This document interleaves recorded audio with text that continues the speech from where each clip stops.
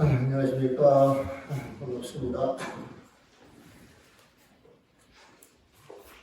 공연 아침에 불을 끄면 저녁에 죽어도 좋다. 아내는 천년의 즐거움을 즐겼고 정적은 춤을 추고 노래했다 그랬잖아요. 보면 이게 무슨 이야기냐면은 일체 마음이 떨어진 그 자리에 부처님 마음이 있다 그랬잖아요. 그 부처님 마음이 이런 따라 드러나는 거예요. 보면 그 전생에 어떤 습이 있다는 그 습이 부처님 마음자리로 드러나는 걸로 보시면 돼요. 그래서 공자는 열심히 공부하는 게 어디 없고 아내도 열심히 공부를 했지만 천면한 삶 그 자체에서 즐거움을 찾았고 이 증점이라고 하시는 거는 노래하고 춤을 추면은 즐거웠던 분들이다. 이분들이 드러나는 모습을 다르다 할지라도 늘 마음자리에 다른 생각이 없이 온전한 자기 마음을 쓰는 사람이 아니냐 그렇게 이야기를 하는 거예요. 그러니까 깨달은 사람을 똑같이 보시면 안 돼요. 우리가 거지 성자라고 해가지고 옛날에 그 독일 사람 오셨던 분도 있었잖아요. 그거는 명상을 통해서 또 공부를 통해서 터득해도 삶 자체가 남들이 보면 거지 같지만 우리는 거지에 있는 그 자리에서 단순히 직분을 다해가지고 즐거움을 찾는 게 있구나. 그래서 우리 절집에서는 막 돌을 튀어서 도인함, 옛날에는 그런 말 많이 했어요. 절집이 지금 이래도 도인 하나만 나오면 다 해결된다 소리를 엄청 많이 했거든요. 그 거짓말일수록 진짜였어요. 응? 거짓말이라고 해야 돼? 진짜라고 해야 돼? 진짜라고 하면 아직까지 도인이 안 나오는 것이고 도인이 처치에 나타났는데 이게 안 된다 그러면은 도인이 나타나면 모든 문제가 다 해결되는데 이것도 문제가 있는 거죠. 보면 인연이 있는 데가 해결이 되는 것이겠지. 도인이 나타나가지고 해결이 다 될 것 같아서 석가모니 부처님이 계셨을 때 인류의 모든 거짓것이 다 사라져야 온간이 보면 아니잖아. 뭔가. 근데 우리가 불교 공부를 해보면 그런 이야기를 한단 말이에요. 그런데 그 당시 막 그런 말이 사실이냐 하더란 말이에요. 우리가 봤을 때는 터무니없는 소리인데도 사실이냐 사람들이 마음이 그렇게 모아지고 그게 이제 여론이야. 종교도 여론 쪽으로 했던 거예요. 그러나 진실로 화두를 의심하지 않고 믿지 않는다면 그대가 설사 미륵 부처님이 하생할 때까지 앉아 공부하더라도 다만 초보적 도사는 정령이 되거나 숨만 쉬고 살아가는 죽은 놈이 될 뿐이다. 자, 지금 이 단락이 그 믿음을 가지고 이야기되는데 믿음이 100%면 의심이 100%고 의심이 100%, 분심이 100%다. 100% 있는 자리에 딱 충분한 거예요. 근데 여러분들 믿음을 가지고 공부한다 그러는데 공부가 안 돼. 공부가 안 되구나. 또 의심이 100%될 수가 없고 분심이 100% 날 수가 없다. 모든 공부에 받들어도 믿음이 우선이에요. 기독교인들은 믿음을 아주 강조를 많이 해가지고 하나님의 목소리를 받들어 그렇게 가르치잖아요. 불교도 사실 그렇게 가르쳐요. 그런데 따라오는 게 해. 그 믿음이 진짜냐 가짜냐 이것은 본인이 검증을 해야 돼요. 본인이 배워서. 그리고 정말 이 믿음을 통해서 이 공부를 통해서 깨달을 수 있다. 그리고 고사를 하는 거예요. 수행을 하는 거예요.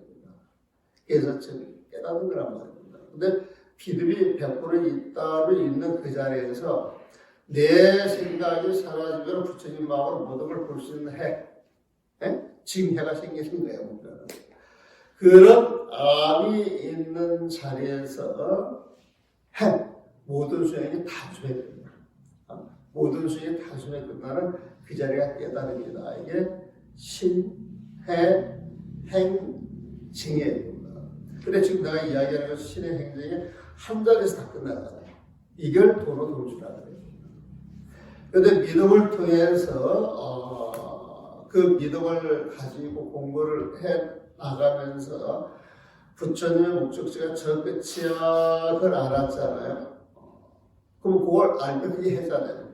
그 해를 통해서 차근차근 수행, 보살을 해가지고 깨달았을 때 이건 도노 점수다. 믿음을 통해서 내가 갈 목적지를 분명히 알았을 때 그 목적지를 알고 한 발자국 한 발자국 나아가는 것은 도노 점수입니다. 그럴 때 도노 점수의 그 믿음은 100% 믿음은 아니었어. 그 다음에 목적지를 알아가지고 100% 암은 아니었어. 그래서 방향 설정이 됐기 때문에 그 자리를 하나하나 걸어가서 증득했을 때 이게 도노 점수라고 하는 게 보입니다. 반야심경 읽었을 때 조견, 온, 해공, 도일체 그러겠잖아요. 그 반야심경은 사실 도노 점수를 이야기하는 거예요. 이런 말 좀 들을 수도 있겠는데 그 내용을 보면 그래요. 마하반야 반야바나 밀다시 할 때 반야가 부처님 지혜라 그랬잖아요. 마하반야 부처님하고 부처님 지혜가 있는 자리에 바람이 있다. 저 세상으로 왔어. 저 언덕으로 왔어. 극락으로 왔다 있어요. 부처님 세상으로 왔다 있어요. 그러니까 마하반야 부처님하고 부처님 지혜가 있는 자리에서 부처님 세상으로 탁 들어갔을 때 세상의 실상을 그대로 하니 보는 거예요. 그래서 원래는 조견 그러는데 조견자보다는 조현자가 맞아요. 조라고 하는 것은 빛이 비춰서 확히 드러내는 거예요. 그러니까 조현이라고 하는 말은 조견이라고 하는 그 말은 모든 세상의 실상을 확히 드러냈다 이 소리예요. 그 드러낸 자리를 보니까 오온개공이더라.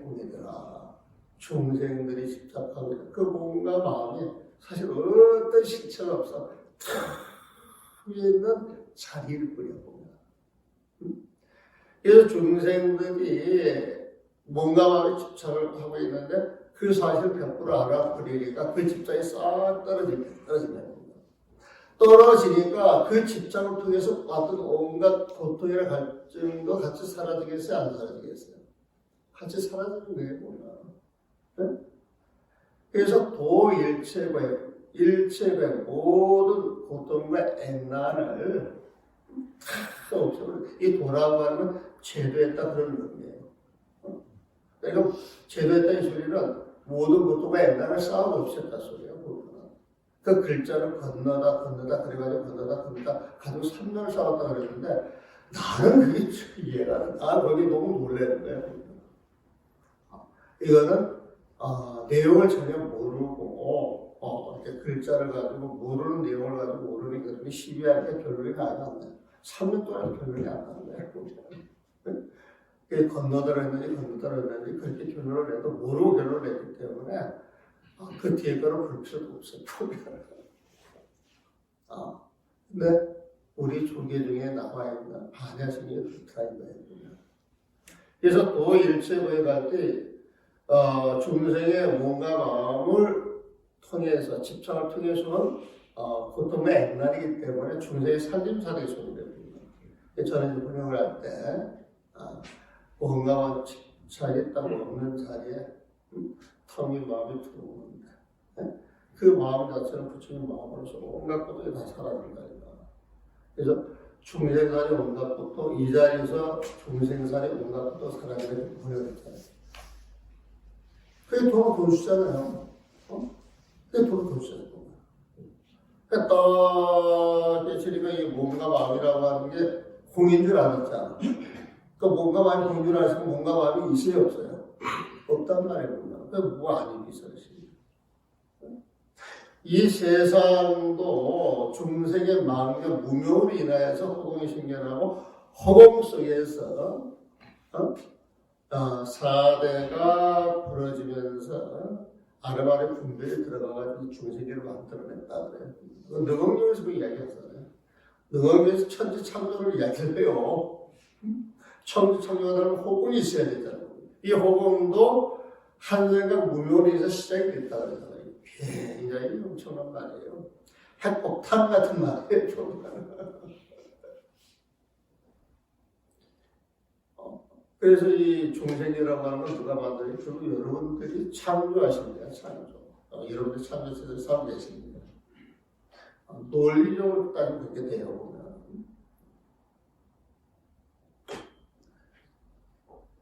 그래서 이제 그들은 몸과 마음 자체가 존재하지 않는다면 몸과 마음 자체로 보는 세상 경계가 존재하지 않는다. 색상, 형부, 축복 존재하지 않는다. 이 소리지. 나와 세상에 교류를 해가지고 살아가는 게 중생살인데, 중생으로 내가 사라지고 중생으로 보는 중생 경계가 사라집니다.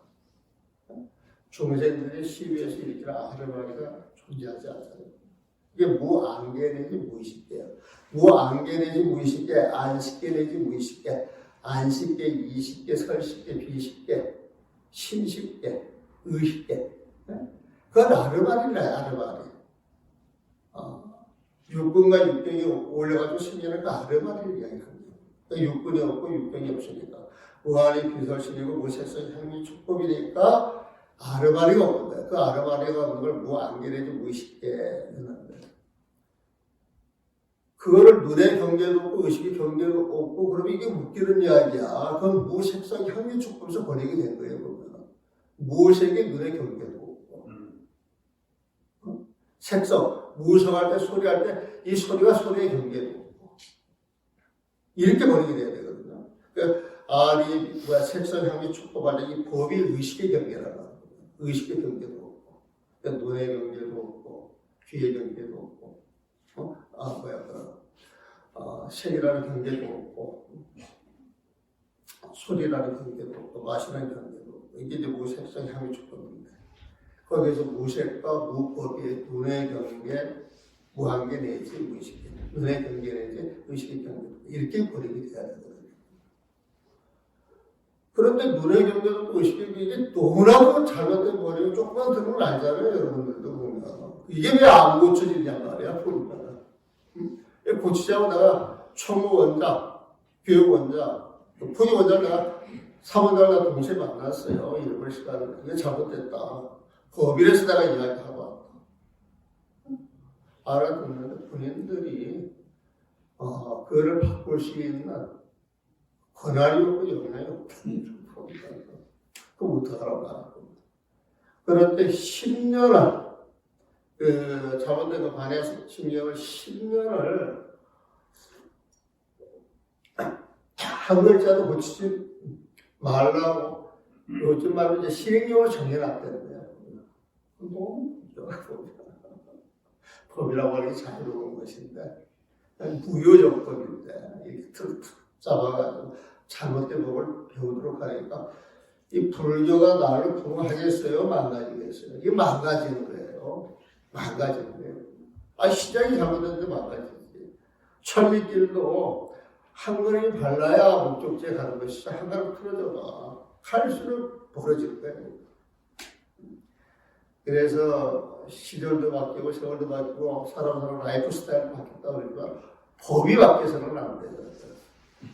그래서 우리 바뀐 법을 가지고 잘못된 법을 가지고 공부하는 이건 좀 문제가 있지 않느냐 그 생각이 들어가는 거예요. 보면. 그래서 반야와 신경도 사실은 동수 입장입니다. 그러니까 육군, 육경, 육식이 없다 이 소리는 무명이 없다 소리거든. 그러니까 시위한 게 무명이잖아요. 무명 자체가 존재하지 않는 거 없는 무명을 없앤다고 우리가 헛되게 수행한다 이 말 필요도 없다는 거예요. 수행한다 이 소리 지금 망념이 있어 수행한다 소리지. 망념이 떨어져서 나 부처님 세상에 살아가는데 무슨 수행이 필요하겠어요.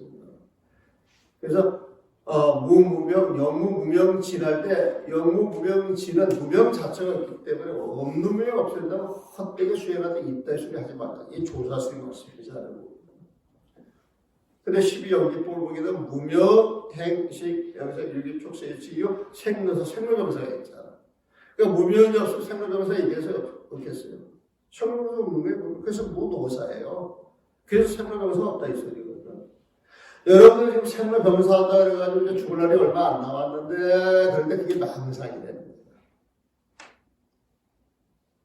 여러분들이 이 세상에 인연이 주어가지고 이 목도를 가져왔으면 이 인연이 그때 사라지는 거예요. 사라지는 거예요. 그래서 이 목도를 타전히 사라지는 걸로 딱 인정을 하고 거기에 대해서 일체 마음을 하다 그대로 받아들이면 죽음이 두려울 이유가 있겠어요? 없겠어요? 그런 마음을 가지려면 내 마음속에서 집착하는 모든 생각을 떨궈내야 되는데 떨궈내지 못하는 게 중생이란 말이에요. 중생. 그래서 그 마음을 떨궈내려고 참선하려는 거예요. 본문 들으는 거예요. 경전 보내는 거예요. 다란이 하려는 거예요. 연구를 하는 거예요. 이 모든 게 마음속에 망념을 몰아내는데 포인트가 있는 것이다. 명상도 역시 마찬가지지. 세상의 모든 수에 다 거기에 초점이 맞춰 있어요. 근데 부처님 마음과 부처님 지혜를 알고 거기에 초점을 맞추면 모든 수행이 방편이 될 수가 있지만 그 근본들을 알지 못하면 모든 수행이 의도가 되는 거예요. 사고가 되는 거예요. 내 마음이 바르면 나의 마음을 통해서 나는 모든 법이 정법이 되고 내 마음이 삿되면 그 삿된 마음에 나는 법이 정법이 될 수가 없잖아요. 그래서 우리가 선녀에서는 늘 화두를 이야기를 하고 화두를 통해 깨달음을 가지라고 했잖아요. 선녀에서는 화두를 해서 망념을 없애는 게 정법이야. 그래서 모든 본문이 화두에 맞춰져 있어. 그러니까 망념을 없애가지고 깨닫는 데 초점이 맞춰져 있어요. 근데 그 화두를 들려면 믿음이 100% 있어야 돼. 믿음이. 그 믿음이 없이 화두를 하는 것은 화두하는 신용을 내는 거예요. 신용하다가 자꾸 믿음이 생겨서 의심이 생겨서 덜컥 깨칠 수는 있어. 100% 믿음이 없으면은 또 믿음 없이 공부를 한다 그러면은 3년 5년에도 공부가 되지 않을 것이다. 그런 이야기를 합니다. 진실로 화두를 의심하지 않고 믿지 않는다는 게 믿음이 없다 이 소리거든. 내가 설사 당내하생 미륵 부처님이 이 세상에 날 때까지 참선한다 할지라도 믿음이 없고 화두를 생기지 않는다. 절대 깨달을 수 없어. 딱 단답해보잖아요. 네? 다만 초모임부터서는 정명이 되거나 모습을 공부하는 모습 같은데 그 속을 들여다보면 도깨비 같은 짓 하고 있다는 거예요. 헛개비 같은 짓 하고 있다는 거예요. 수고하시고 살아가는 죽은 놈이 될 뿐이다. 화두를 알아서 부처님 마음을 쓰는 사람이 산 사람, 참 사람, 진짜 주인공이다. 근데 중생의 마음을 쓰고 있는 것은 부처님 마음을 죽이고 살았다는 거예요. 그러니까 우리가 봤을 때 죽은 송장에 불과해. 중생들이 이렇게 살아있는 모습을 살아있는 모습이라고 하는데 깨달은 자의 입장, 부처님의 입장을 해서 봤을 때 부처님 마음을 전부 덮어버리고 전부 죽여버리고 송장처럼 살아가는 거야. 진짜 마음이 아니야. 그래서 옛날 편스님들이 송장 끌고 다니는 놈이 누구냐 그랬다는 거예요. 송장 끌고 다니는 놈이 누구냐. 그래서 송장 끌고 다니는 그 마음, 중생의 마음이 싹 죽는다. 죽으면 거기서 뭐가 생겨요? 부처님 마음이 생긴다. 그래서 그 송장을 죽여야 돼. 송장을 꾸려야 그 번뇌를 죽여야 돼. 그걸 완전히 죽일 때 진짜 부처님 마음이 살아나는 것이다. 이게 이제 그 조사하시면 대사 즉헌이라고 하는 겁니다. 대사. 사람을 죽이는 거야. 크게 죽이는 거야. 완전히 죽이는 거야. 뭘 완전히 죽여야 돼요? 공간을 번뇌되는 번뇌. 번뇌를 완전히 죽이는 즉 그 자리에서 부처님 마음이 푹 살아나는 생각입니다. 그러니까 대사즉발이야 이런 거는 중생의 번뇌가 싹 죽는 그 자리에서 부처님 마음이 살아나는 것이야. 이런 표현이에요 보면. 근데 대사즉발하면 여러분들 못 알아듣잖아. 근데 이거 풀이하면은 중생의 마음이 싹 죽어버리면 죽는 그 자리에서 살아야 될 천정 말고 부처님 마음이 이게 대사즉발. 그런 마음, 부처님 마음이 살아나는 것, 그 마음이 펼쳐진 걸 대기라 그래. 대자가 부처님 마음이라 그랬죠. 대기가 어떤 기뜻이야. 부처님 기뜻, 부처님 마음이 부처님 마음이 있는 자리에서 쓰는 그 마음 하나는 전부 부처님 지혜가 되는 거예요. 그 부처님 마음자리, 그 마음자리 쓰여지는 게 유구입니다. 부처님 마음자리가 쓰여지는 걸 대유구라고 합니다. 대기 대국이다. 대기 대국이라고 하는 거는 부처님 마음자리에서 부처님 마음이 인연 따라서 하나하나 쓰여지는 그 모든 쓰임새, 그 모든 것이 부처님 지혜야 할 때 대용이라고 하는 거였어요. 여러분들 그 선법을 들으면서 대기대용이라고 하는 걸 많이 들어봤잖아요. 대사측회라고 하는 말 많이 들어봤잖아요. 근데 뜻을 완전히 이해하고 개념 정리를 하고 그걸 딱 갖고 있어야 그걸 가지고 내 마음을 들여다보는 거예요. 내 마음에 진짜 마음이 있는가 없는가 이걸 들여다보는 거예요.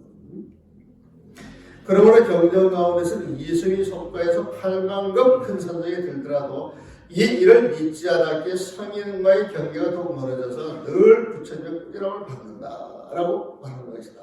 이승이라고 하는 건 우리가 소승이라고 해요.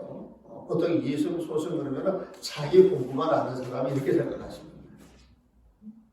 그래서 공부를 쭉 해 나가다가 모든 경계가 떨어져 텅빈 자리에 들어갔는데 텅빈 경계에 들어갔는데 그 자리에 아무도 없는 자리에 들어갔는데 그게 깨달음이 아니냐. 이게 진짜 공부가 아니냐. 그 자리에 들어가면 굉장히 편안합니다. 근심 걱정이 하나도 일어날 데가 없어요. 앉아서 그 시간을 언제든지 바꾸자고 지낼 수 있을 것 같아요. 그 시간이 끊이지 쭉 이어져 가는 게 8만 거면 아주 오랜 시간이에요. 근데 거기 있어가지고 본인의 공부는 마음껏 즐긴다 할지라도 그 자리에 딱 멈추어서 그 법이 쓰여지지가 않아요. 자기 혼자만의 공부야 보면. 그러니까 자기 공부밖에 모르고 사는 사람이 이게 이성소수이라고 하는데요. 그런 의미에서 이제 많이 쓰죠. 근데 그 자리에서 부처님의 빛이 나와서 지혜가 나와서 발발해야 거기까지 가야 진짜 공부인데 이렇게 이야기를 해줘도 그 말을 안 믿고 거기에 딱 멈춰있는 사람들. 그러니까 부처님의 진짜 법을 믿지 못하고 삿대법을 믿어서 삿대 경계는 아니지만 어떤 경계에 집착을 해가지고 세월을 보내는 사람들은 그 자리에서 뛰어나올 때까지 절대 성공할 수 없다. 그렇게 표현하는 거예요. 그래서 이승이 속과에서 속가라고 하면서 작은 깨달음, 대과는 큰 깨달음입니다. 대과 그 열매 받았거든요. 크게 깨쳐서 열매 얻는 게 대과, 작게 깨쳐서 그 깨달음 얻는 게 이제 속과. 속과는 소승의 깨달음, 대과는 대승의 깨달음, 보살의 깨달음, 부처의 깨달음. 그 이승의 속과에서 8만급 이 곱은 세월이에요. 이 겁이라고 하는 글자가 나오면은 무지하게 긴 세월을 이야기한다. 그렇게 생각을 하시면 돼요. 사마승지급이라고 하는 말 하죠. 상급이라고 하는 표현을 써요. 근데 7급도 엄청나게 긴 세월이거든요. 근데 상급 그러면 이게 3배예요. 사마승지급 그러면은 아승지라고 하는 또 엄청난 숫자인데 거기에 3을 곱한 그 세월이었거든. 그래서 삼아승지급, 삼무함수급, 삼무량급, 무수무량급 이런 말은 숫자로 이렇게 쭉 나열하려고 그러면은 책 한 권에 동그라미 부족할지도 몰라고. 그래서 겁자가 나오면은 무조건 지나긴 세월 이렇게 정리를 하면 좋아요. 그래서 8만급 큰 선정에 들어간다 할지라도 기나긴 선정 속에 들어간다 할지라도 이를 믿지 않았기에 믿음이 없었기에 성인의 경계가 더 멀어져서 부처님과의 경계가 더 멀어져서 늘 부처님의 부지람을 받는다라고 말하는 것이다. 당장 큰 믿음과 큰 의심을 일으켜서 화두를 의심해 가면 한 생각이 만년이고 만년이 한 생각이 돼야 된다. 1년 만년, 만년 1년 그런 표현이죠. 만년 1년 1년 만년. 이거는 어떻게 보셔야 되냐면 중생들의 생각은 수시로 바꿔줘야 바꿔지지 않아요. 지금 이 자리에 들어가는 생각이 여러분들 생각은 수시로 지금 바뀌고 있어요? 안 바뀌고 있어요? 양심을 내놓고 이렇게 들여다보면 좀 부끄럽지? 부끄러워요. 수시로 변하니까. 근데 선정에 들어가가지고 생각이 딱 멈춰서 한 곳에 집중되어 있는 사람은 일체 망념이 일어나지가 않아요. 아니, 일어나지 않아요. 망념이 딱 일어나지 않는다. 그게 일념이야. 그게 부처님 앞에 그 일념이야. 에? 그건 변하지 않으니까 천년 만년 갈 수 있다는 거예요. 그래서 일념이 만년이 일념이다. 이것은 부처님 마음을 가지고 하는 이야기예요. 우리가 깨달아서 부처님 마음을 지닌다 그러면 내 생각이 떨어진 자리에서 그 마음이 세세 생겨나는 거예요. 내가 임종을 해가지고 목숨이 떨어질 때도 그 마음을 그대로 유지가 돼. 육도로 일어나는 모든 경계는 우리가 망념이 만들어내는 망념 자체야. 지옥도 우리가 만들어내는 거야. 아니 세상 우리가 욕심을 부려가지고 탐심이 가득하면은 그 사람은 아기 세상에 사는 거야. 아기 세상. 그럼 내가 간간히 말하잖아요. 그 마음대하고 기도하러 오신 분들이 기도를 하려고 그러면 24시간 절을 해야 됩니다. 만배하다. 그리고 그 사람들은 24시간 내에 만배를 해야 기도를 제대로 했다고 생각을 해봅니다. 그러면 24시간 내에 기도를 하려고 그러면 기도하면서 놀아야 돼요? 쉴 틈이 없어요. 쉴 틈이 없단 말이에요. 그런데 기도하는 마음가짐이 중요합니까? 절 숫자가 중요합니까? 기도하는 마음가짐이 중요합니까? 시간에 지키기 위해서 마음을 급하게 쓰는 게 중요합니까? 아니 내가 처음으로 주인 없는 절에 가서 이제 주지는 나게 이제 절을 한 3개월부터 지키는 일이 있었어. 그때 이제 손방을 다니니까 숫자 흉내를 내야 돼요, 안 내야 돼요? 도인 흉내를 내야 돼, 안 내야 돼요? 그때 좀 내. 그래서 예불 끝나고 난 다음에 나는 수자니까 내가 어떤 인연이 있어서 들어갈 인연이 못 돼가지고 내가 여기 살았는데 그래도 정리를 해야지 하는데 마음대하는 보살들이 여기까지 사람들 들어와서 되게 재미적이네. 되게 중요한 사람들이에요. 난 중요한 사람들이 뭘 나중에 우리가 그렇게 하고 이 백년암에 이렇게 가서 보게 되면 108배는 그냥 하는 건데 3,000배도 보통이에요. 3,000배. 근데 만배 하는 보살들이 그렇게 많지는 않지. 근데 그냥 저 108배하고 500배하고 600배 하는 사람, 3000배 하는 사람들 앞에 가가지고 기가 서야 안 서요. 그런데 이 3000배도 되더라도 이 3000배 하는 사람들 또 만배 보살 앞에서 또 길을 못 펴요. 이 숫자 가지고 이렇게 도는 거예요. 근데 이제 기도하러 갈게, 여기서 제가 있는 동안은 예불이 끝나고 한 30분씩 차선을 좀 하고 일어납니다. 보살님이 탁 나오는 말이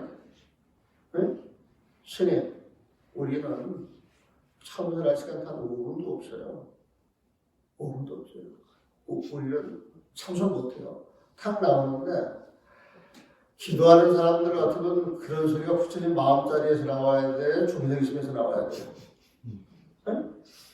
근데 내가 이거 또 보니까 어린 스님이 그때 30년 전 일이에요. 그때가 89년도 일이니까 33년도 일이니까 지금도 젊어 보이는데 33년 때문에 얘기하네.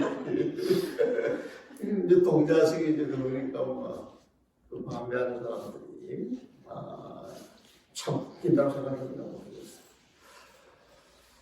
그래도 내가 공부하는 학자인데 또 이 절에 들어왔을 때 우리 스님이 우리 길을 엄청 살려줬거든. 정말 우리 스님 밑에 있으면서 배운 것이 기사가 아니야, 기사. 나는 공부하는 학자들하고 기사를 배워. 근데 그 기사에 죽으면 큰 스님이 웃고 있는 짓이잖아요. 그래서 내가 종소를 내면서 고민을 하는 거야. 보따리를 싸가지고 다른 데로 가야 하나. 응? 아니면 이 사람들하고 같이 동거를 해야 되나? 응? 아니면 이게 좀 잘못된 것 같은데 고쳐야 되는 거고. 짧은 시간에 온갖 고민이 다 되는 거야, 보면.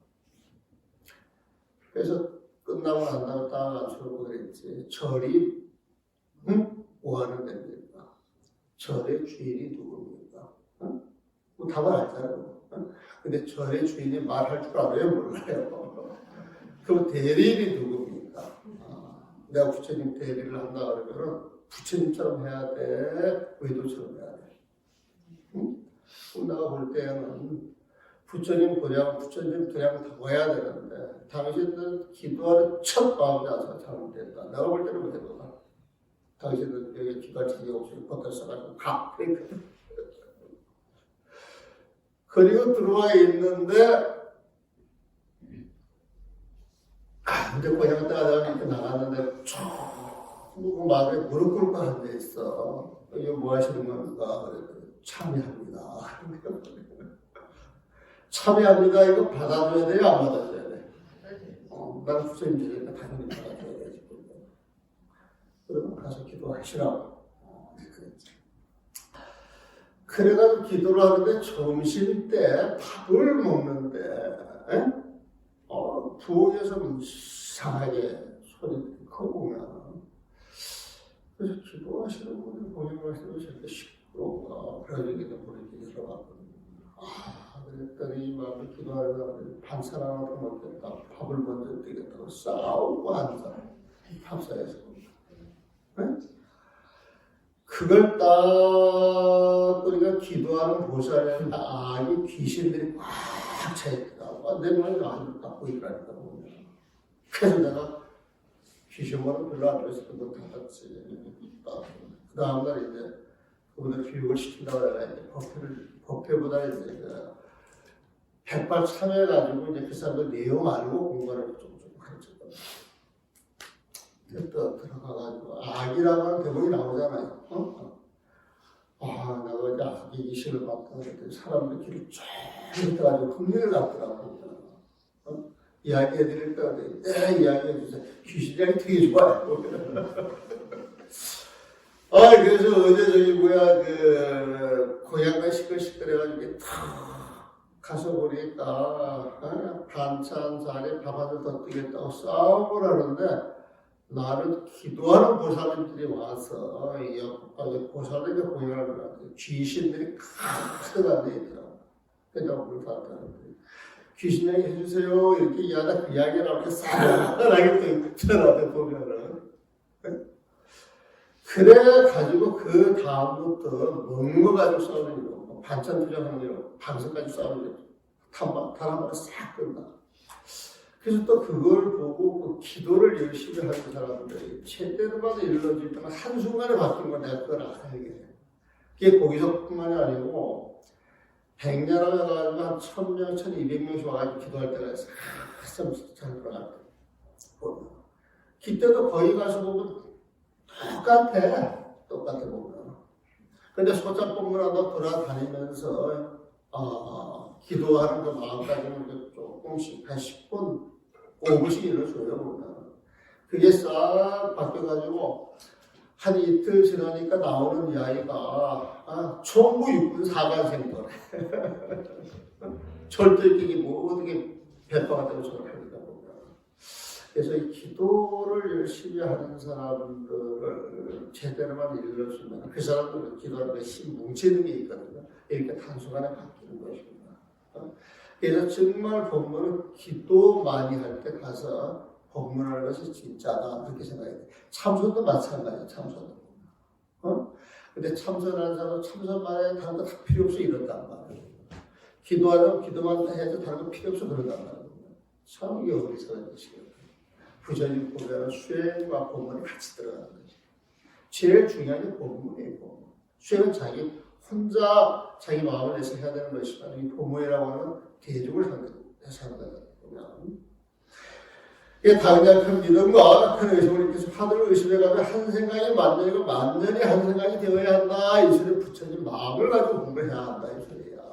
조석변이 하는 중생에서 조석변이가 뭡니까? 시간 갖고 앉은 소리 보면 분명히 한 번에 낙처를 보내면 이게 부처님이래. 그 낙처 그 부처님 마음속에 떨어진 그것을 보내면 마치 어떤 사람과 생선의 옷을 맺은 것. 마음이 분해서 그 목표를 일도 양단하고자 하여 잠시의 틈도 없이 모든 생활에 차하게 공부하는 시절이야. 공부하는 시절이어야 한다.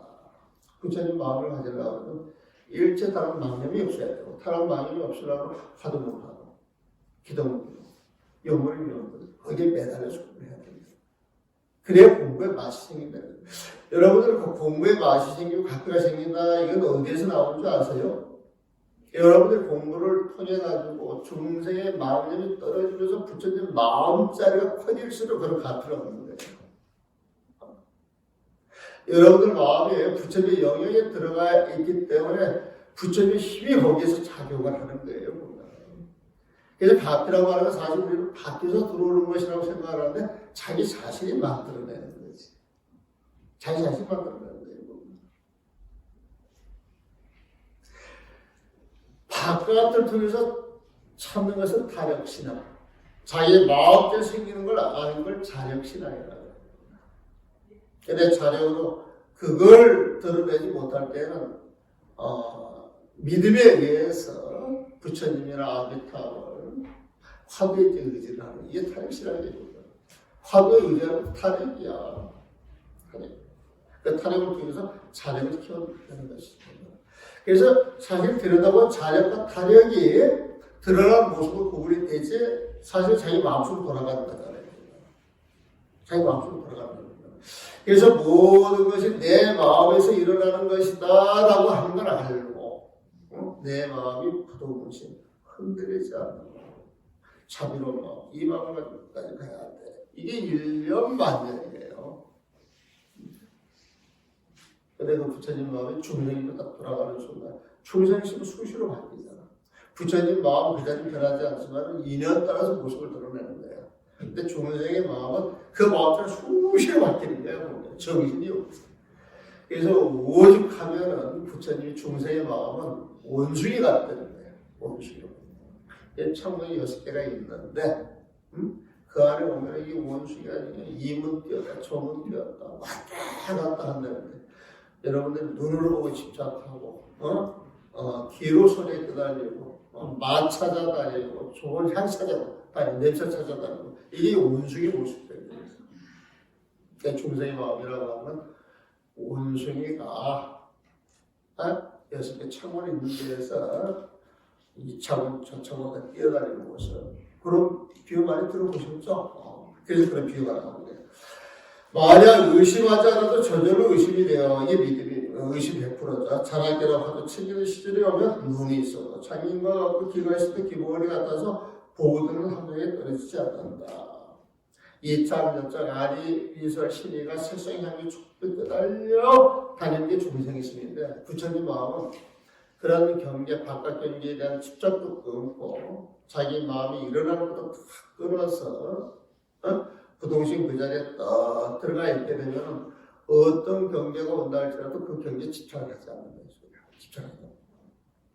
그러나 지금도 역시 주관과 객관이 잊혀지지를 않아. 훔치려는 마음이 쉬지를 않았다. 아무쪼록 정전에 정진을 더하여 바로 다녀도 다니는 줄 모르고 앉아도 앉는 줄 모르며 동서남북도 분간하지 못하게 돼 한복도 중생의 정식에 떨어질만 한 것을 보지 않아야 한다. 여기에서 주관과 객관이라고 하는 말이 나왔는데 이거 쉽게 말하면 아상. 아상이 있어서 나를 중심으로 보는 대상이 있는 거예요. 주관, 객관, 주관과 객관이 없어져야 된다. 이 소리는 아상이 없어져야 된다. 이 소리야. 아상이 없어진다고 볼 경계가 있어요, 없어요? 큰 스님들 법문할 때 주관과 객관이 없어져야 이렇게 말 열심히 하는 그 스님들이 있었죠? 쉽게 말하면 아상이 없어야 된다. 이 소리야. 주관과 객관이 없어야 된다는 건 어렵지 않아. 내용을 잘 모르는 건 어려워요. 구름 잡는 소리 같아. 특별한 뭐가 있는 거야. 내 생각만 해리키지 않는데 내 생각이 중생심이에요. 이 중생심을 항상 나라고 하는 놈은 다 앉아있거든. 나라고. 그래서 아사 나라고 하는 놈이 딱 잠재의식에 앉아가지고 나를 부려먹는 건 6월 7식이라는 거예요. 7식. 그걸 통해 가지고 내가 이 마음 저 마음 써가지고 세상에 드러나는 마음을 육식이라. 현재 의식, 70의 잠재 의식. 이 잠재 의식이라고 하는 무의식의 기대, 유식에서 말하는 팔식이야, 팔식. 팔식이 때문에. 그래서 아상이 있다 해서 이 소리는 팔식이 70개에 숨어 있는 거야. 그리고 이 아상이 있게 되면 현재 의식은 늘 중생심밖에 못 떨어져요. 근데 아상이 떨어진다, 해서 70이 없어졌다 이 소리야. 70이 없어졌다면 80이 있겠어요, 없겠어요? 80도 없는 거야. 응? 그러면 중생심도 있겠어요, 없겠어요? 중생심도 없는 거야. 그러니까 아상이 떨어졌다, 그 자리에 손타는 자리야. 물론 이제 유식에서 보게 되면 이제 아상이 생기기 전에 그 80장이 있어요. 근데 그 80이 일어난 자리를 부처님하고 똑같아. 구분이 하나도 안 돼. 오로지 그 모습을 보고 부처님하고 좀 다르네, 내 마음 좀 다르네, 이거 부처님만 알 수 있어. 법정에서 말하는 정지소지 비역경, 정득한 부처님의 지혜로만 알 수 있는 것이지 비역경이라. 다른 경지, 다른 중생의 경지로 알 수 있는 건 아니다. 무명에서 일어나가지고 나라거나 식이 드러나는 팔식이 그렇게 되는 거예요. 팔식 자체가. 이건 뭐 나는 유식 30조가 되게 쉽게 친다라고 생각을 했는데 그 배워본 사람들은 어려웠어요. 그러더라. 어렵더라고 하는 이야기는 다른 게 아니에요. 자꾸 그 팔식에 대한 용어를 들어서 귀에 익혀야 돼. 병계, 소집서, 원성, 실성 이런 걸 들어봤어요? 안 들어봤어요? 안 들어봤잖아요. 네? 근데 이게 별난이 아니에요. 오늘은 병계 소집성에는 집착이야, 집착. 집착하는 말은 병계 소집성이야. 원성 실성 그러면은 원성 실성 그러면 그 부처님 마음, 부처님 마음. 원자가 들어가거든요. 게다가 의탁에서 의탁 다른 데 의지해서 일어나. 이건 연기법이에요. 그게 유식에서 병계 소집성, 원성 실성, 의탁에서 여러분 들어가서 안 들어갔어요? 안 들어보니까 어려운 말이에요, 어려운 말. 근데 그것도 설명할 때 뭐 막 그걸 글자가지고 막 설명하면 막 잡해. 그래서 다 풀어가지고 내용을 알고 나면 다른 거 아니에요. 병계 소집성이라고 하는 변계, 두루두루 소집, 집착한 것이 있다는 거예요. 그게 집착이야, 중생들의 집착. 중생들의 집착이 병계 소집성이에요. 원성, 실성, 원성, 오롯이 완성돼서 무엇이 실제 성품. 우리 실제 성품이 오롯이 완성되는 이거 부처님 성품 아니에요. 네? 그 원성, 실성, 집착이 없는 거. 부처님 마음이다 그렇게 생각하시면 돼요. 그 의탁이성이라고 하는 건 뭐냐? 인연 따라 일어나는 법을 의탁이성이다. 네? 인연이라고 하는 건 나, 너 올리는 거잖아요. 몸이나. 그래서 불교가 세상 사람들이 어렵다. 이 소리는 불교를 제대로 들어보지는 않아서 어렵다.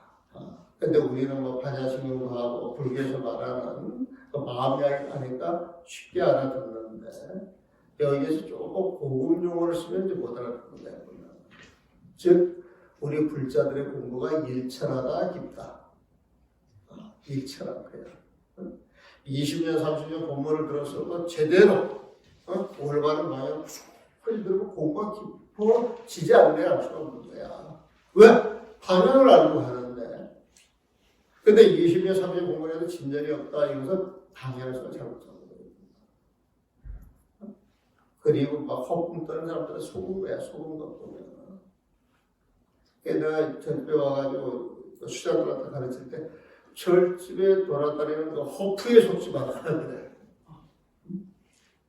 냉철하게 상식적으로 맞는지 틀리는지 그리고 그런 말을 하는 사람들이 그런 말을 할 자격이 있는지 없는지 보내는 거예요.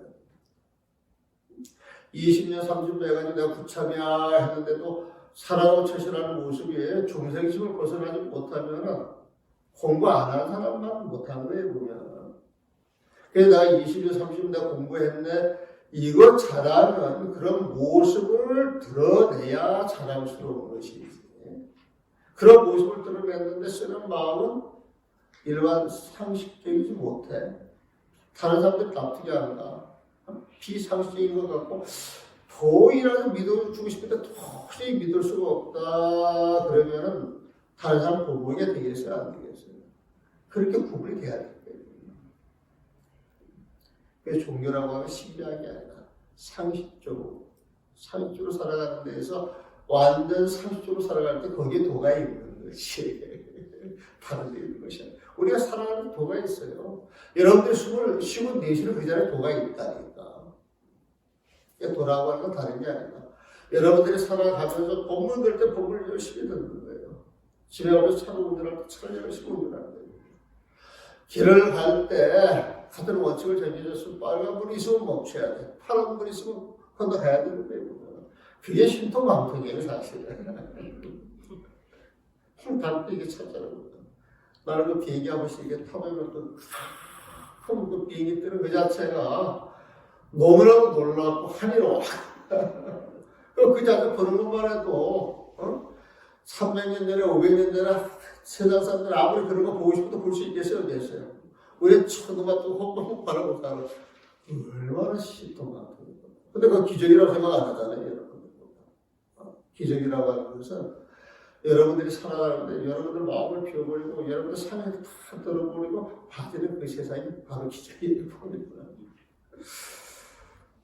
그래서 주간 객관 이런 말이 나오면 아상이 떨어져야 된다 소리거나 이 아상이 없으면 중생, 이 중생의 정식이라고 하는 정식이 하는 말입니다. 하는 말.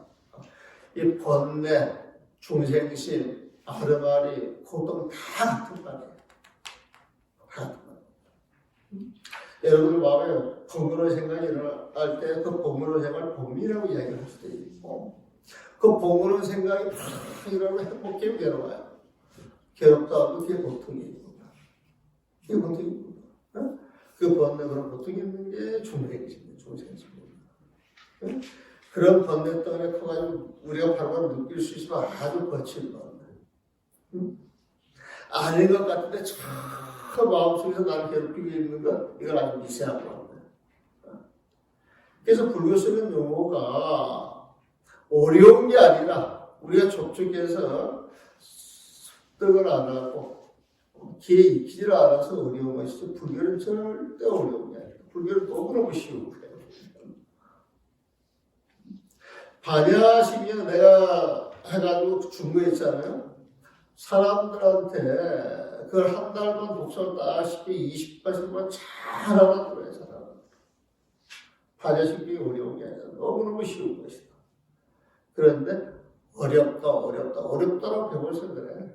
반야심이 쭉 읽어가면서 물어보면 다 어렵다 그러니까 어려운 건 줄 알아. 한글을 그렇게라도 이해를 못하는데 한국어나 한글이 그래도 우리 조금 뒤에 읽었잖아. 그러니까 조금 쉬운 것 같아. 쉬운 것 같은데도 물어보면 알아 몰라요. 원래 문장이라고 하는 것은 글이 돼야 돼. 글이 돼야 된다는 건 어느 정도 논리가 있어야 되는 거예요. 논리를 통해서 그 논리를 뛰어넘는 감동을 주는 게 신앙이거든요. 근데 우리가 가르칠 때 논리 자체, 문장 자체도 안 되는 건 불교를 이렇게 어려운 거야. 이렇게 사기를 쳐왔다니까. 그래서 난 어마어마하게 분노해요. 그런 부분에 있어서는. 요즘 세상 사람들이 눈을 뜨고 사주를 배우기 시작하니까 지적하잖아요. 지적하잖아요. 지적 많이 받아요. 우리 절집에 나오는 책들 아마 95%가 전부 표절일 거예요. 여기서 뺏겨먹고 저기서 뺏겨먹고. 근데 뺏겨먹는 게 나쁜 거 아니에요. 우리 부처님 법은요. 마음대로 쓰게 돼 있어요. 좋은 거. 그거 막으면 안 돼. 막으면 안 되는데 잘못된 걸 뺏겨 먹으니까 이게 문제가 있어. 잘된 걸 뺏겨 먹으면 아무 문제 없어요. 응? 옛날에 요즘은 이렇게 다른 나라 글을 갖다 이렇게 번역을 해도, 거기다가 저작권료를 주잖아요, 보면. 우리 부처님 뭐 그런 거 없어요, 보면.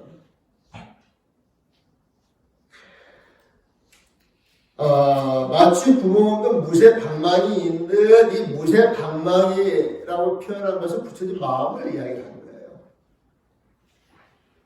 무쇠 방망이 딱 갖다 놓으면 무지 막지 않아. 아무 생각이 없어 보면.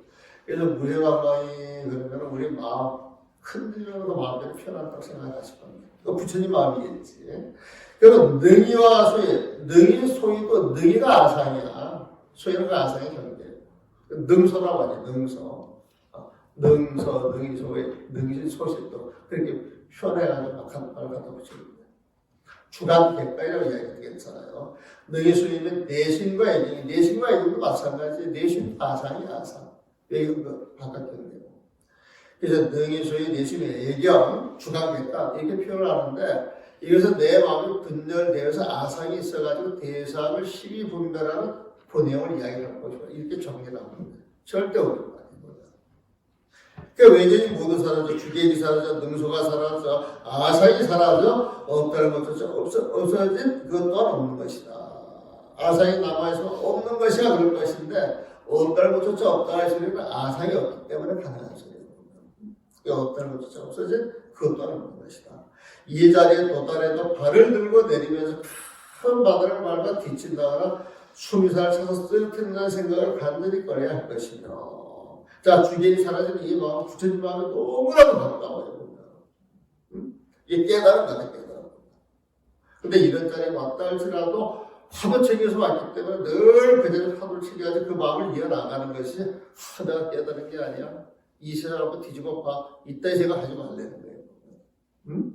또 움직이는 경기에 부딪힐 때에도 마음을 들이켜서 달매의 손을 대들게 몰게 하고 성과의 콧구멍을 깨트려야 할 것이다. 움직이는 경기에 부딪힐 때 그 부처진 마음이 어떤 일에 주어졌을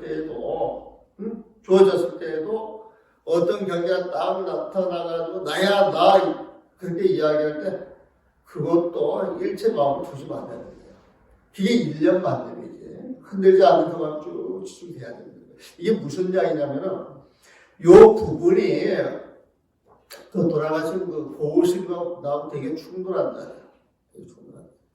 스님이 이건 이 글대로 봐도 좋습니다. 그랬더니 우리 고우스님은 이 어록을 볼 때 살할 이렇게 보고 싶어요.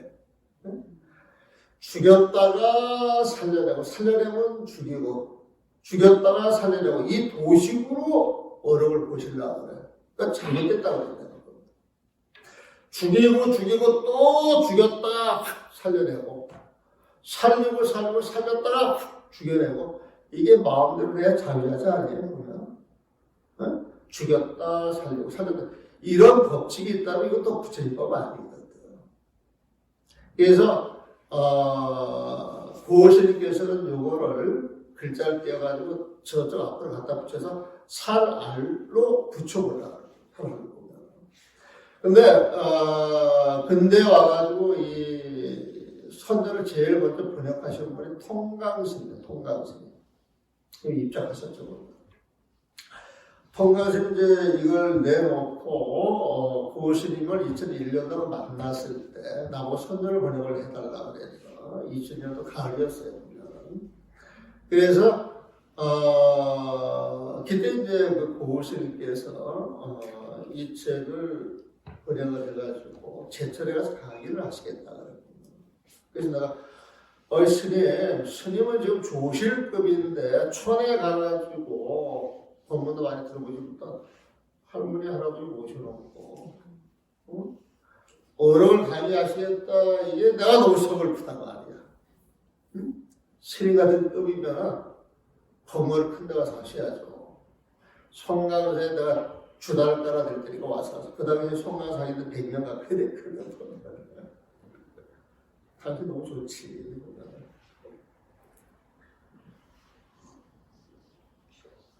그래가지고 이제 왔는데 요 느긴선은 지광스님한테 전화가 왔어요. 전화가 와가지고 스님 선언장 한번 소개를 해달라는 거예요.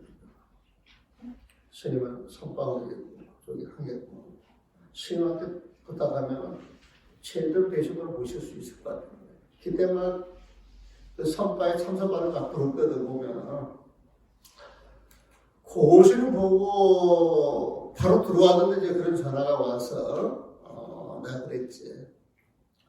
스님 내가 조실금을 한번 추천할 것인데 조실 대우를 해주면 내가 혹시 모실까? 그래서 내가 안 모실 거예요. 그랬더니 조실금 대우를 하겠다는 거예요. 그래서 2000년도 가을입니다. 그때도 이렇게 해가지고 막 짓는 느낌이 낼 때가 아마 12월 달인데요. 그래서 난 이제 10월 말경에 이제 10월 중순경에 아마 도표를 보는데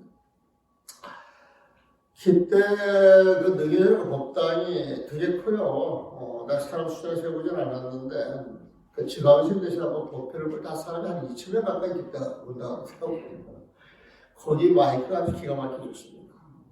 지금 막 이렇게 이야기하면은 저 하면 부처님이 법문하는 소리가 저기 마이크가 좋아. 정말 마이크 좋아요. 근데 거기에서 이제 그 점심 저녁으로 이제 두 차례 이제 법문하셨는데 말씀을 조곤조곤 잘 하셔요. 그때 이 어른 법문한다 막 이런 거 막 흉내내고 할 때인데 일상 용어도 이렇게 조곤조곤 잘 하시더라고요. 그리고 나서 이제 2001년도 그 원고를 가지고 저기 그 총강사에서 법문을 하셨고 그래가지고 이제 그 원고를 드릴 때는 이제 나한테 그 몇 군데 이렇게 이제 시비가 되는 데가 있어요. 시비가 되는 데가 있어가지고 요 부분이 이제 가장 큰 저건데 이 통강신이 번역을 아주 통렬하게 비방하는 거예요. 근데 내가 봤을 때는 통강신의 번역이 맞아 이렇게 보는데 뭐 이제 그 둘 다 달라도 맞아요. 그러다가 이제 뒷날, 그 줌이었을 거야. 그 통강신을 제가 만나요. 그때 여러 사람 앉았더니 이제 같이 차를 마시는데 통강신을 갑자기 선우 이야기를 하는 거야. 요대목을. 응? 어떤 스님은 자기 책이 자기 내가 쓴 걸 자기한테 맞지 않는다 그래가지고 그 원문을 띄어다가 앞에다 붙이고 뒤에다 붙이고 해. 내가 보면 영업시 고우스님이야. 그래서 스님, 저 고우스님 말씀하시는 거 아니에요? 그랬더니 통과좀 대버려. 이 사람아 왜 싸움을 붙이려고 그래? 깜짝 놀라서 그러는 거야 보면은. 그래서 내가 그랬죠. 스님, 내가 보니까 통과심 따르시는 분이 있고 스님도 이제 유명해지셔가지고 스님을 고우심을 따르시는 분들이 있는데 그런데 스님들이 지금 이 단락을 가지고 2개월이 7개월이 서로 비방하는 것밖에 안 된다. 우리 후학들이 누굴 믿고 따라야 하느냐. 당신들 그들은 큰 행사에서 서로 이렇게 만나가지고 법에 대해서 이야기를 할 수 있을 거예요. 결판나가지고 어떻게 모르게 내줘야 후학들이 이쪽 저쪽 안 하고 바로 갈 수 있지 않겠느냐. 그랬더니 말씀을 못 하시더라고요. 그래서 법은 좀 치열하게 좀 싸우시고 기득권이나 주지 싸움 이런 거 더러워서 듣지도 말고 가지도 말고 강의도 안 해야 돼요. 이거 법이 아니에요. 그래가지고 이 고고스님이 이걸 하면서 내가 그때 그랬거든요. 스님 이름을 책을 내면 스님 변화를 따라줄 것이요. 스님 이름을 내지 않으면 이거 원가 아까우니까 책으로 엮어내서 내 이름을 나가면 내 마음대로 합니다. 그랬더니 그러면 고스님 자기 이름을 넣어가지고 줄을 달아주래요. 그래서 이 주 단어입니다. 여기서 혹자가 한 건 고스님이야. 이게 몇 군데가 있어 보면 몇 군데가 있어. 그래서 요새는 고스님은 살을 이런 관점에서 보고 싶어 하시고 그다음에 나는 그냥 살을 자제해가지고 죽이고 죽였다 또 살리고 살렸다 살렸다 죽이고 이게 참 자제해야 그게 선이지 그게 인한테서 법을 드러내는 것이지 그 공식을 가지고 봐서는 될 일입니까? 이게 이제 포인트였어요 보면 그 혹자는 이 부분을 이게 이제 고시를 보시면 한번 뜯어보세요. 여기에서 달의 눈을 대질러 보게 하고 석가의 폭포를 깨뜨려 할 것이다. 내가 부처님 마음 이야기 했잖아요. 부처님 마음속에 딱 들어가가지고 그 마음을 딱 지키고 있을 때 어떤 경계가 나타나가지고 나야 나 이건 허망한 경계예요, 진짜 경계예요. 부처님 마음대로 어떤 경계가 나타나가지고 나야 나 그러면 허망한 경계에서 진짜 경계였어요. 이게 무슨 말이냐면은 공부를 하다가 부처님 마음을 딱 지니고 그 공부가 이제 무너익었을 때, 이게 지금 하도 지금 공부하는 공부잖아요, 보면은. 하도 지금 공부하는 자리에서 전부가 하도 하나예요, 보면은. 하도 하나인 그 자리에서 다른 경기에 집착을 해야 돼요, 안 해야 돼요? 근데 화두를 가지고 공부를 쭉 가다가 망님이 사라지면서 어떤 경계 쫙 올라가서 터진 경계가 나오는데 갑자기 부처님이 나타나가지고 너 공부 잘한다 나야 나 그러면 그 경계에 끄달려야 되겠어요? 그 화두를 챙겨야 되겠어요? 화두를 챙겨야 된대요. 그래서 그런 자리에 석가모니가 오든 달마가 오든 콧구멍을 문제를 깼다 이 소리는 전혀 예의치 않은데요. 괜찮아요. 그게 이제 진짜 공부라는 거예요.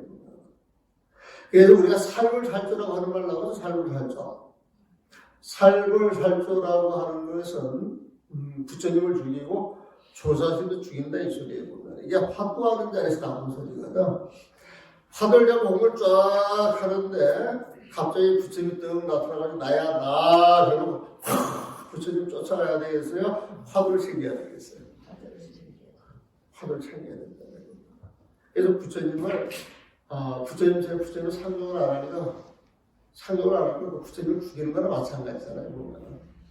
그래서 삶을 살주라고 하는 표현을 쓴 것이지 부처님 쫓아서 죽여라 이 소리 아니거든. 강력한 그 비유와 상징으로서 뜻을 확 드러내고 하는 이야기에 보면. 그 다음에 우리 선조 앞부분에 그런 말 나오죠. 부처님 마음자리가 어떠한 것입니까? 그런 말이죠. 시방 동치에 사방 팔방 시방에서 이 자리에 모여들었는데 계기야 무이라 이 자리에 모였던 이유가 계기는 한 사람 한 사람이 한 무이야 무이법을 배우려고 했다. 그래서 저 뒤에 가가지고 어떤 식 묻잖아요. 무이법이 뭡니까? 무이법이 누구 법이에요? 부처님 법이에요. 부처님법은 뭘 말해? 부처님 마음을 이해한다.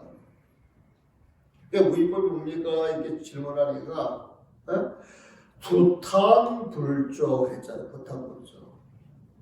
부탄불조는 뭐야? 입으로는 부처님과 조사심을 씹어 삼킨다 이 소리거든. 다른 삼킬 단자야. 응? 씹어 삼키는 것도 아니야. 그냥 부처님과 조사심을 삼켜버린다는 거야. 이거 얼마나 불경스러운 이야기입니다. 그래서 이제 자잘해가지고 말꼬리 가지고 시비하는 그 유생들은 부처님 제자들을 싸우는 또 그런 싸움이 없다는 거예요. 자기가 존경하는 부처님을 조사스님을 씹어 삼켜 죽여 이런 불경스러운 놈들이 어디 있느냐. 이렇게 공격을 하는 거예요. 보면. 근데 무식해서 그런 거 웃자고 무식해서 그러죠. 부탄불조라 이유로 부처님의 조사를 씹어 삼킨다. 삶을 살죠. 여기에서 석교에 달의 눈을 대질러 멀게 하고 이 조사스님자는 콧구멍을 깨트려야 할 것이다. 석가모니 부처님은 콧구멍을 깨트려야 할 것이다. 너 죽인다 소리 하니까 조금 낫다. 같은 소리 싶어. 아직 그러지 못하다면 그 정도의 부동식이 없다면 다시 하나의 주의를 더 못하겠다. 어떤 점이 조주화상에게 마음법이 하나로 돌아가는 이 하나는 어디로 돌아갑니까? 마음법 귀일하니 마음법이 하나로 돌아가는데 이 하나는 어디로 돌아갑니까? 일기하초요 라고 부르니 조주화상에 내가 천부에 있으면서 병 한 번을 만드니 무게가 7 그리더라. 총주포사 포사 이건 여기서 만든 옷이에요. 총주포사라고 합니다. 조심하게 와가지고 묻는 거에 보면 마음법이 하나로 돌아가는 게 하나 어디로 돌아갑니까? 그랬더니 떡 하는 이야기가 내가 청주에 있을 때 옷 한 벌을 만들어 입었는데 무게가 7근이었어. 느끼지 않나? 이게 지금 화두예요. 화두예요. 자, 이 화두라고 하는 건 어디에 들어가기 위해서 하는 화두예요? 부처님 마음자리. 그러면 진짜 조사 스님이라고 하면 그 부처님 마음을 가지고 이야기하겠죠. 응? 마음법이 하나로 돌아가는데 그 하나가 어디로 돌아갑니까? 그 하나는 결국에 목적지가 어디가 돼야 되겠어요? 부처님 마음이에요. 우리의 모든 공부는 부처님 마음대로 돌아간다. 이게 탁 여러분들 마음속에 탁 박혀 있어야 돼요. 그거를 우리 스님 같은 쌍조가 돼야 돼. 충도가 돼야 돼. 진국묘유가 돼야 돼. 네? 또 이 종도 믿는 사람은 극락종도가 돼야 돼. 이렇게 이야기하겠죠. 그 다른 모든 편이 알고 보면 부처님 마음이 어떤 인연에 따라서 나타나느냐 그 모습을 가지고 이야기하는 것인데 그 근본은 부처님 마음이다. 이렇게 생각하시면 되는 거예요. 그 조주식이 답변을 했을 때 그 부처님 마음을 보여줘야 되잖아. 야, 내가 청주에 있을 때 옷 한번 해보는 이렇게 문제가 있거든요. 아마 그 당시에 그 상황을 보게 되면 조주식은 그런 이야기를 할 만한 어떤 상황에 딱 조정에다가 그 말이 탁 튀어나오는 거예요. 근데 그걸 이해하는 사람 거기서 끝나지. 이해가 안 되는 사람 이게 무슨 소리야? 나는 법을 물었는데 딴 이야기를 해. 그러면 의심이 되는 거잖아요. 근데 큰 선지식께서 나한테 동을 쳤겠어? 장난을 했겠어? 법을 이야기했잖아. 그럼 이게 도대체 무엇일까라고 하는 의심이 탁 일어나면 그때부터 조주심에 대한 그 믿음을 바탕으로 해야지 의심이 일어나는 거예요. 그 의심이 일어나면 금방 해결해야 돼요? 안 해야 돼요?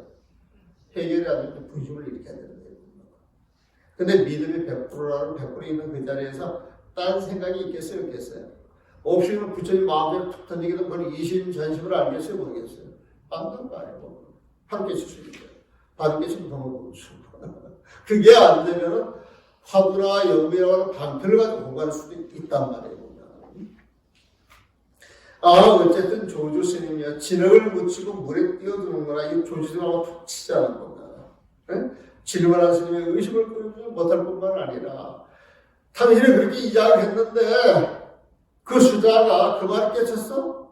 지금 그게 묻는 거예요. 또한 천하의 납선들을 속여 쓸데없는 말이 굴려서 끌어들이는구나. 이 총조포삼이라고 하는 게 조주 스님의 화두야. 이렇게 큰 화두라고 생각하고 거기에 뭐가 있는 줄 알고 세상 사람들이 총조포삼을 무슨 금토인 줄 알고 달라들더라 이거지 보면.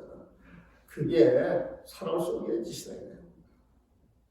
진짜 법이라고 하는 것은 어려워도다. 신행참여. 일제 경계가 끊어진 데서 쓱 왔다 갔다 다 기합이 되는 것이 이제 준다고 받고 받는다고 준 게 아니거든. 그리고 고봉생도 그 금방 마음자리 왔을 때 조주생도 웃기는 짓을 하는 거야 보면. 하지만은 거기에서 그게 일해돼가지고 법이 왔다 갔다 하고 전수가 됐다고 이것은 큰 본물이 되는 것이죠. 근데 그 본물이 되는 것은 기연이 있어야 되는 거예요. 기연. 공부를 하다가 기연이 딱 맞아 떨어져 이제 깨침을 한다 그러거든요. 서봉이라고 그렇지 않다. 이 서봉은 고봉식이 자신을 가리키는 거죠. 나라고 그렇지 않다. 오늘 갑자기 어떤 사람이 마음뿐이 하나로 돌아가니 그 하나가 어디로 돌아갑니까? 라고 묻는다면 다와 그런 하나의 개가 혓바닥으로 펄펄 끓는 기름 가마솥을 한다니라. 자, 가마솥 때 불을 뗀단 말이에요. 보면 시뻘고 막 가마솥 손에 이렇게 되면 손이 어떻게 돼요? 지져지지 보면. 근데 가마솥이 그래가지고 시뻘게 달아오르면 손이 딱 되면 지져지는 정도가 아니라 그냥 놓으면 이렇게 붙어가지고 끈적끈적 이게 떨어질 거예요. 응? 그래야 개가 혓바닥을 될 수 있어요? 없어요? 못 되지. 개가 거기 혓바닥을 대려고 하면 이런저런 힘이 분별이 있어야 돼. 착 갖다 대야 돼. 자, 그 하나는 어디로 돌아가는 거, 어디로 돌아간다 그랬어. 부처님 마음자리구나. 부처님 마음자리 마음이 있어야 돼요? 없어야 돼요? 일체 다른 생각이 없어야 돼요. 믿어야 돼요. 시킨 대로 목숨도 내려올 수 있어야 돼요. 그거 걔가 펄펄 끓는 솥뚜껑, 펄펄 달아오는 솥뚜껑을 하는 거야. 이렇게 답을 딱 주는 거예요. 그래서 아주 상징과 비유가 저기 뭐야 그 선조 속에 가득 차 있어가지고 이걸 알고 법배라고 참 재미가 있고 이걸 모르고 마음대로 쫓아가가지고 돌아가는 버려가지고 억지로 일 안 하고 힘이 든다는 것이다. 그래서 결론은 여러분들이 한 생각 내는 자리에서 일체 집중을 떨고 해야 된다. 한 생각 이렇게 되면 일체 생각 내 생각을 떨고 해야 된다. 아성을 떨고 해야 된다. 이게 포인트가 맞습니다. 자, 마지막입니다. 94페이지. 신웅이요, 만약 이 자리에서 화두를 챙길 수만 있다면, 어른보다 실익주면 이 자리에서 화두를 챙길 수만 있다면, 단지 이 믿음 또한 눈 속에 튈 뿐이다. 우리가 믿음을 100% 이야기를 하는데, 이건 여러분들의 믿음이 없어서 믿음을 주기 위해서 방편으로 이야기하는 것. 진짜 공부하는 자리에 가서 그 공부에 가서 다 알고 있다 그러면 이 믿음이라고 하는 이 말도 방편일 뿐. 정말 믿음이 따로 있어가지고 그 믿음을 가져야 돼. 난 믿음을 가져야 돼. 이렇게 생각한다면 공부의 장애가 될 수도 있다. 눈 속에 티. 저는 요즘 눈 속에 티가 있어서 되게 불편한데 눈 속에 티가 있으면 불편해요? 불편하잖아요. 불편하죠. 맞아요. 그래서 공부라고 하는 것은 이 불공부라고 하는 의무소지 생기시. 집착하지 마세요. 시비 분별하지 마세요. 집착, 시비 분별이 중생의 번뇌예요. 중생의 고통일 뿐입니다.